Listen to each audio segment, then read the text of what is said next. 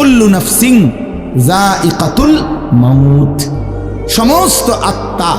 সমস্ত প্রাণ আল্লাহ তাআলা বলেন মৃত্যুর স্বাদ গ্রহণ করবে, মৃত্যুর স্বাদ গ্রহণ। কুল ইন্নাল মাউতাল্লাযী তাফিররুনা মিনহু ফাইন্নাহু মুলাকীকুম, আল্লাহ তাআলা বলেন হে নবী আপনি বলে দেন, ও দুনিয়াবাসী, মৃত্যু থেকে তোমরা যেখানেই পলায়ন করো না কেন, মৃত্যু তোমাদের সাথে সেখানে গিয়েই নিজেই মোলাকাত করবে, সাক্ষাৎ করবে। তুমি ডাকতে হবে না, মৃত্যু নিজেই আসবে, মৃত্যু নিজেই আসবে। আইনামা তাকুনু ইউদরিকুমুল মাউতু ওয়ালাউ কুনতুম ফি বুরুজিন মুশাইয়াদা, আল্লাহ বলে তুমি যদি এমন একটা বিল্ডিং বানাও, ঘর বানাও, যে ঘরটা অনেক উঁচা, যে ঘরটার উপর দিয়া কেউ ভিতরে ঢুকতে পারবে না, যে ঘরটার মধ্যে একটা ছিদ্র নাই,